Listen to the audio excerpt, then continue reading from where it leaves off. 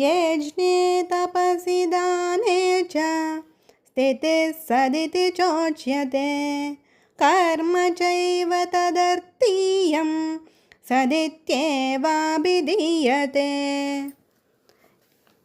ఇది భగవద్గీత 17వ అధ్యాయము 27వ శ్లోకం.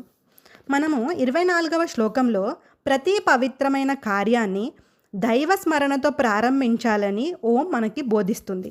25వ శ్లోకంలో ప్రతి కర్మను దాని ఫలితంపై ఆసక్తి లేకుండా దేవునికి అంకితం చెయ్యాలి అని తత్ మనకి బోధిస్తుంది. 26వ శ్లోకంలో సత్ అంటే సత్యము, మంచితనము, స్వచ్ఛత మరియు చిత్తశుద్ధితో చేసేటువంటి శ్రేష్టమైన పనులు. ఈ శ్లోకంలో శ్రీకృష్ణుడు సత్ అనే పదానికి మరింత అర్థాన్ని వివరిస్తున్నారు. సత్ అంటే కేవలం ఒక తాత్విక భావన లేదా సత్య వివరణ మాత్రమే కాదని, ధర్మ కార్యాలు చేయడంలోని స్థిరత్వము, అంకిత భావము మరియు పట్టుదలను కూడా సూచిస్తుంది అని ఆయన వివరిస్తున్నారు. త్యాగము, తపస్సు మరియు దాన ధర్మాలలో స్థిరత్వాన్ని అంటే కన్సిస్టెన్సీ, దాన్ని సత్ అంటారు. అదేవిధంగా పరమాత్మ కొరకు చేసేటువంటి ప్రతి కర్మను కూడా సత్ అని అంటారు. ఈ శ్లోకంలో శ్రీకృష్ణుడు మన ఆధ్యాత్మికతను ఎలా పెంపొందించుకోవాలో తెలియజేస్తున్నారు. ఆధ్యాత్మికత అంటే బాహ్య ప్రపంచానికి అతీతంగా అంతర్గత సత్యాన్ని, ఆత్మని మరియు జీవిత పరమార్థాన్ని తెలుసుకునేడానికి చేసేటువంటి ప్రయత్నం. ఈ ఆధ్యాత్మికత అనేది కేవలం మంచి ఉద్దేశాలు కలిగి ఉండడానికి పరిమితం కాదు అని, ఈ మంచి ఉద్దేశాలకు కొన్ని లక్షణాలు ఉండాలి. అవి ఏంటి అంటే స్థిరత్వం, కన్సిస్టెన్సీ, క్రమశిక్షణ, డిసిప్లిన్, నిబద్ధత, కమిట్మెంట్, నిజాయితీ, హానెస్టీ, పట్టుదల, విల్ పవర్. సో ఇవన్నీ ఉన్నప్పుడే మనం ఆధ్యాత్మికంగా ఎదగగలుగుతాము.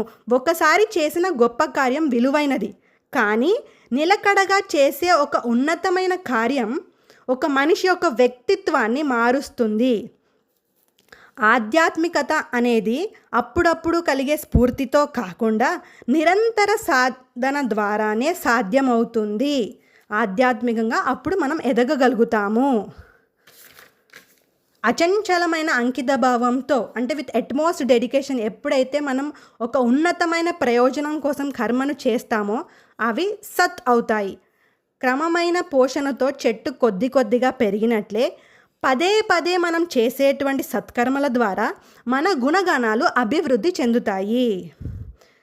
సత్యం మరియు ధర్మం ప్రకారం స్థిరంగా జీవించడం అత్యున్నతమైన సాధనలలో ఒకటి. ఎవరైనా ఒకరోజు పాటు స్ఫూర్తి పొందుతారు, కానీ ఒక ఆధ్యాత్మికత అన్వేషి జీవితాంతం నిబద్ధతతో ఉంటాడు.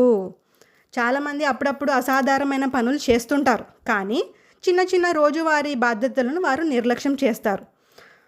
అప్పుడప్పుడు కలిగే ఉత్సాహం కన్నా నిరంతరం సత్ప్రవర్తన ఎక్కువ పరివర్తనకు దారి తీస్తుంది అని శ్రీకృష్ణుడు తెలియజేస్తున్నాడు. దీనికి మనం ఒక ఎగ్జాంపుల్ చెప్పుకున్నట్టయితే, ప్రతిరోజు దయగా మాట్లాడడము, నిలకడగా నిజాయితీని పాటించడము, ఇతరులకు క్రమం తప్పకుండా సహాయం చేయడము, ఆధ్యాత్మిక సాధనలో క్రమశిక్షణను పాటించడము, ఇలా కొన్ని మనం రోజువారీ అలవాట్లని మనం చేసినటువంటి అయితే కాలక్రమేణా పునరావృతమయ్యే చిన్న చిన్న పనులు మన ఆత్మని తీర్చిదిద్దుతాయి, మన ఆత్మని శుద్ధి చేస్తాయి. కృష్ణుడు మరో గంభీరమైన ఆలోచనను కూడా ఈ శ్లోకంలో తెలియజేస్తున్నారు. దైవం కోసం చేసే ఏ కర్మ అయినా సత్ అవుతుంది, కానీ దాని అర్థం ఆధ్యాత్మికత అనేది ఒక లాంఛనప్రాయమైన ఆచారాలకి అతీతమైనది. అంటే ఇది ఇలానే జరగాలి అలా రూల్స్ కాకుండా, అంకిత భావంతో విద్యార్థులకి బోధించే ఒక ఉపాధ్యాయుడు, కరుణతో రోగులకి సేవ చేసేటువంటి ఒక నర్సు, కుటుంబాన్ని ప్రేమగా చూసుకునే తల్లిదండ్రులు, సమాజానికి నిశ్శబ్దంగా సహాయం చేసే స్వచ్ఛంద సేవకుడు, ఈ పనులన్నీ ఎప్పుడైతే చిత్తశుద్ధితో మరియు ఇతరుల సంక్షేమం కోసం చేసినప్పుడు కృష్ణుడు వాటిని కూడా సత్ అని వర్ణించారు. నిజమైన పరివర్తన నిరంతర కృషి ద్వారానే సాధ్యమవుతుంది అని శ్రీకృష్ణుడు మనకి తెలియజేస్తున్నారు. ఈ భగవద్గీత 17వ అధ్యాయం 27వ శ్లోకం నేటి ప్రపంచానికి ప్రత్యేకంగా వర్ణించబడింది అనమాట. ఎందుకంటే ఇప్పుడున్న ప్రజెంట్ జనరేషన్ ప్రజలు ఏంటి అంటే శీఘ్రంగా ఫలితం రాలి, అంటే ఈ వెంటనే రిజల్ట్ రావాలి, వెంటనే హ్యాపీనెస్ రావాలి అని అనుకుంటారు, వెంటనే ఇదైపోవాలి అన్నీ అని. కానీ చాలామంది ఆరోగ్యకరమైన అలవాట్లు, ధ్యానం స్టార్ట్ చేయాలనుకుంటారు, దాన ధర్మాలు లేదా ఏదైనా వ్యక్తిగత అభివృద్ధి ఇలాంటి పనులు అనుకుంటారు, ఉత్సాహంతో ప్రారంభిస్తారు వెంటనే. కానీ కొన్ని వారాల తర్వాత వారు ఆ ప్రేరణ కోల్పోతారు. మనం ఏ కార్యం ప్రారంభించినా దాని తీవ్రత అంటే దాని ఇంటెన్సిటీ కంటే నిలకడ శక్తివంతమైనది.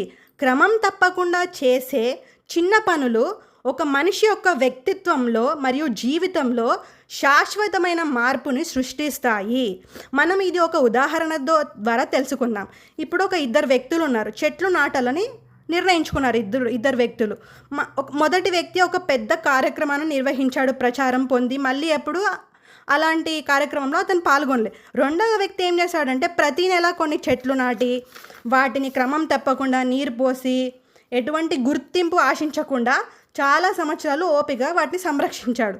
రెండు పర్యావరణానికి దోహదపడతాయి, కానీ తాత్కాలిక ఉత్సాహం వల్ల కాకుండా నిలకడైన నిస్వార్థమైన కర్మల ద్వారానే శాశ్వతమైన మంచితనం నిర్మించబడుతుంది. కాబట్టి రెండవ వ్యక్తి యొక్క స్థిరమైన నిబద్ధత సత్య యొక్క నిజమైన స్ఫూర్తిని ప్రతిబింబిస్తుంది అని శ్రీకృష్ణుడు ఈ శ్లోకం ద్వారా మనకి తెలియజేస్తున్నారు. మనము రోజువారీ జీవితంలో మనకి కొన్ని ముఖ్యమైన లక్షణాలు ఉండాలి. ఏంటి అంటే ధ్యానము, ప్రతిరోజు మనం ధ్యానం చేయగలగాలి, ప్రతిరోజు ప్రార్థన, స్వీయ క్రమశిక్షణ అంటే సెల్ఫ్ డిసిప్లిన్, దయగా ఉండాలి మనం, దాతృత్వం అంటే అవసరం ఉన్న వాళ్ళకి కొంతమందికి మన మనీ అవసరం ఉంటుంది, కొంతమందికి మన టైం అవసరం ఉంటుంది. అంటే మనం వాళ్ళ దగ్గరికి వెళ్తే వాళ్ళ బాధ వాళ్ళకి మాట్లాడడానికి ఎవరు ఉండరు, మనం వెళ్ళి వాళ్ళతో మాట్లాడితే వాళ్ళకి హ్యాపీ అయిపోతుంది. అంటే మనం అక్కడ వాళ్ళకి ఇవ్వాల్సింది మన టైం. కొంతమందికి డబ్బు అవసరం ఉంటుంది, మనకు చేతనంటే మనం చేయగలగాలి, దాతృత్వం. సో కొన్ని అలవాట్లని మనం రోజువారీ జీవితంలో అలవాటు చేసుకోవడం వల్ల మనము పరమేశ్వర ప్రాప్తికి దగ్గర అవుతాము. ఇది శ్రీకృష్ణుడు తెలియజేస్తున్నారు. జై శ్రీకృష్ణ.